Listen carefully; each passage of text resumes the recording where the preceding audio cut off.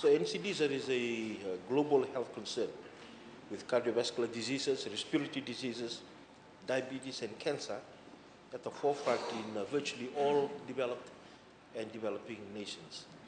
It is estimated by WHO that there are 41 million people annually that lose their lives to NCDs, which accounts for 71% of all deaths globally.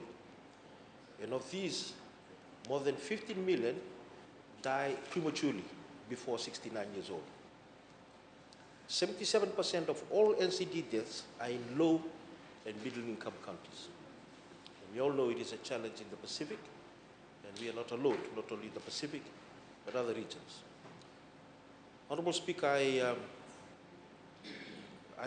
had read an article several years ago by one of the most senior public health physicians then.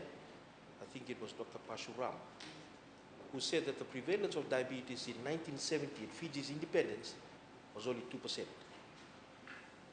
Our data in 2000 showed that it was up to 15%.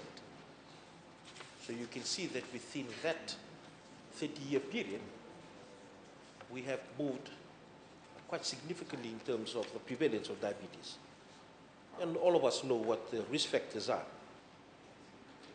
And these obviously lead to high blood pressure, high sugar, and also high fat in the blood, or high lipidemia. Our government and the ministry recognizes the huge burden, and also that we want to ensure that we reduce the one-third premature mortality from NCDs through prevention and treatment in the many ways, including the advocacies that happen, the taxes on MCG and sugar-sweetened beverages to help curb the intake of sugar, the Tobacco Control Act of 2010, and the increased tobacco taxation since 2013. The Food and Health Guidelines for Fiji that was published as an advocacy and counseling tool, and these are taken by our health staff as they go out into the communities. And also the work done by the National Food and Nutrition Center. We've also developed a Maikana app by the NFNC, which is a food and gardening app to help Fijians grow and eat healthy foods. It also allows Fijians to be able to see what the recommended calorie allowance intake is daily.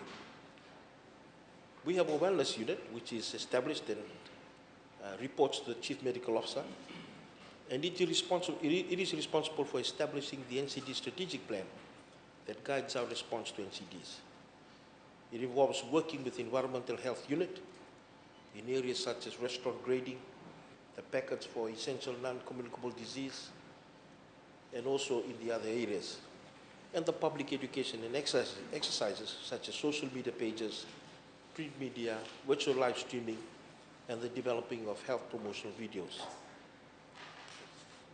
Lastly, the partnerships and collaborations that we have, such as with Diabetes Fiji, Medical Services Pacific, even organizations such as Courts, Sports World, ongoing virtual and face-to-face training on non-CD prevention, and with our partners such as Goodman Field, IPTC, Fiji Sports Commission, and so forth.